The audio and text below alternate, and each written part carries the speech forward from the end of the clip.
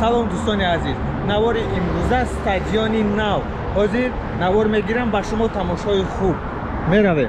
نگاه کنید، ما از اون طرف دوستان عزیز داریم حکومت جمهوری تاجیکستان و این طرف باغ پرچم، این طرف دوستان عزیز طرف قره‌بالا میرویم و گفتم استادیوم نو دوستان عزیز انا اونجا اون کرانو را دیده سه من همون کرانو اونجا پشت همین بازی استادیوم نو ساخته ایستادن. حاضر میرویم با همراه شما نوار میگیریم.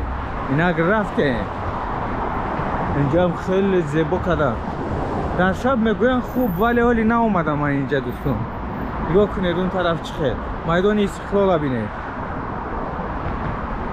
اینجا اکوا پارک میگوین وقتی انا اون بینارم خیلی با من قلای اومد، خیلی خوب است دوستان.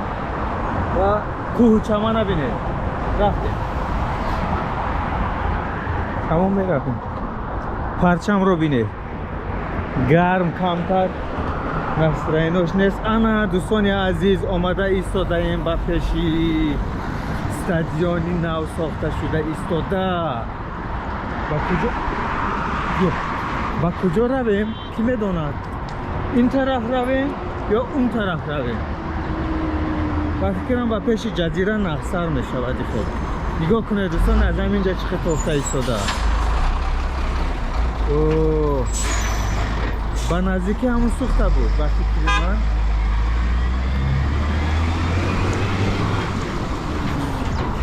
من انا دوستان انا اونجا در نظر دارم دیده. وای برای شما با فرمت 4K نوار گرفته ایستادم.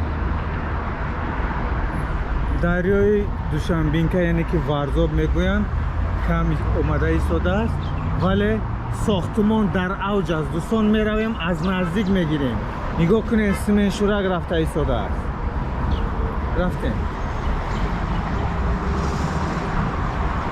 این طرف هم همه خیلی مجسمه دیگه مثل شعله های بحر دیگه می شود.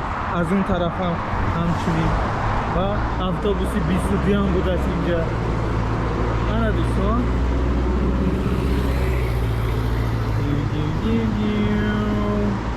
این طرف رنگی مثل چارخونه ساخته ایستادن چیزه ولی معلوم نیست و منم هم نمیدونم دوستان. انا اون استادیوم رو میرویم از نزدیک با شما نوار میگیرم. رفتیم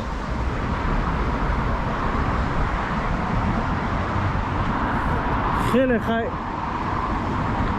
گویم امروز شنبه 27 نوامبر ماشین کم حکومت جمهوری تاجیکستان رو دیده خیلی زیبا رو پروی بگیم راهی کلان از همونجا که شروع میکنه آمدن راست رو پرو انوای رو میبینه. انا فیلم ژان کلود وان دام نکودا بیجا.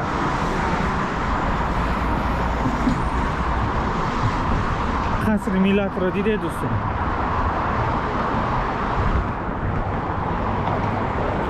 اینجا گویم وقتی که اوجه اثر ساختن با استفاده دادن همون شب خیلی باور کنید زیبا بود ولی ما در همون تلویزیون دیدم دوستان خیلی از پیش شب ولی اومدن ناومدن. انا تو میرویم دوستان نگاه کنید.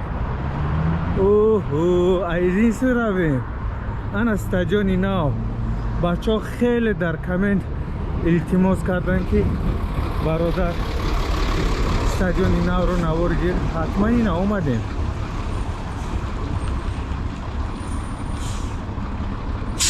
وای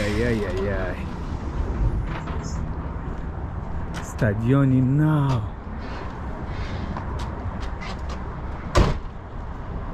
اکا جان я چی پرسم همین سالی که як با استفاده میتونن شد приблизительно 26 شد. تشکر زیاد کنیم.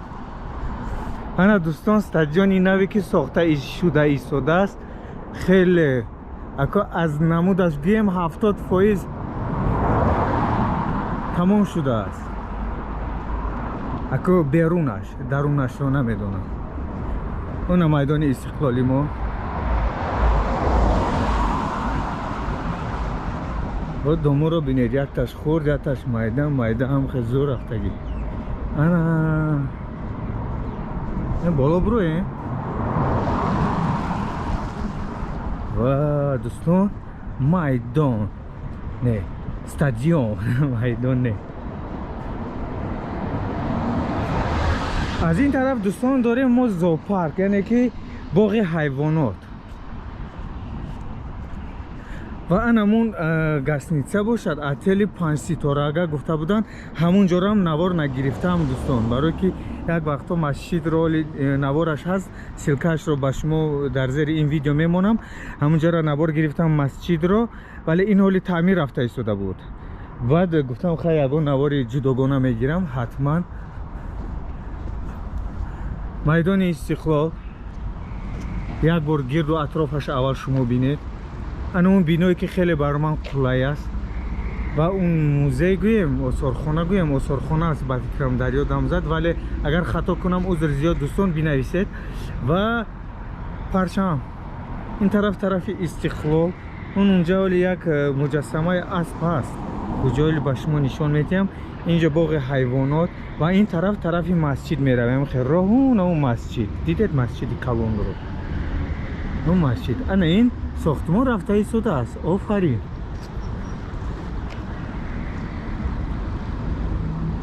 از کمتر با از اصونترش رفته میگیریم. اینجا خیلی موس راه کردگین که ماشین ها و کمز هایی که اینجا نشستن برای اینجا یگان چی بیارن که مساله ساختمانی خیلی زور. بعد تک خیلی دایره دوشنبینکه گویم میشود دوامی دوشنبینکه باشد.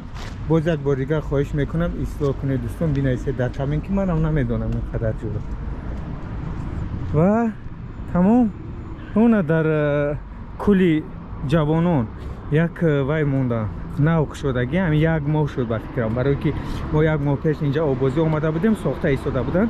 انا اون نو حاضر یکی شد میریم همونجا با یک بار دیگر نوار میگیریم اگر دایی افتابی نسوزیم. انا که دیده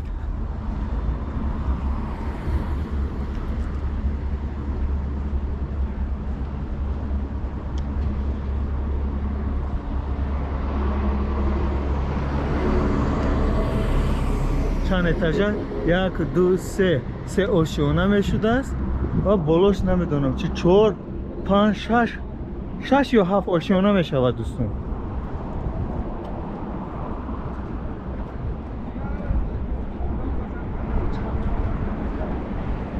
از اون طرفش میرویم نوار میگیریم نصیب باشه. اون طرف نگاه کنه پرچمای تاجیکستان بالای ماست با خیلی گویم پرافشان است. اونجا چی باشد؟ جزیره هون هوای است دانشگاه با فکرم هوای است دوستان. اینجا وقت است با چی بود یادم نیستم اینجایی نمی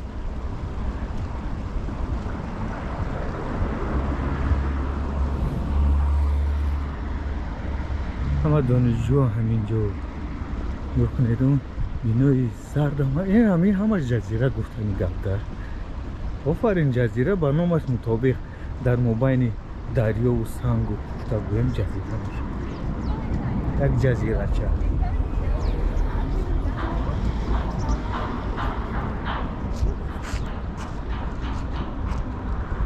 اینه دوستان چند خدرش مونده است. خیلی زور قلعه اینجا موست ها چند تا اینای هم نو ساختگی اینجا با فکرم این موست ها نبودن. اونجا هم نگاه که باغ خیلی زیبا دارد برای دانشجویان. باغ خوشون نمایان است. ارچه را بینه چند از ده ها زیاد نهالی درخت شنوندند. و نه این ساختمان رفته ایستاده است. استادیوم نو در شهر دوشنبه جمهوری تاجیکستان دوستان. و همه شما موفقیت دوستان. نگاه کنید خیلی کرانو ساخته ایستادن، اینا هم به کار نشتن. امروز شنبه باز وقتی عبر نیم ساعت تنفس میکنن و نیم ساعت دیگه عبد میکنن، خوراک نصفی روزی میخورن. و همه شما دیگر دوستان عزیز موفقیت سلامت باشید که این نوار رو تا آخر تماشا کردید و خواهش میکنیم دستگیری رو فراموش نکنید، لایک، کامنت و کلکانچک رو حتما زیر کنید، زنگوله رو، تا که نوار نو برآمد به شما خبر دهد. خدا نگهبان شما تا نوارهای آینده.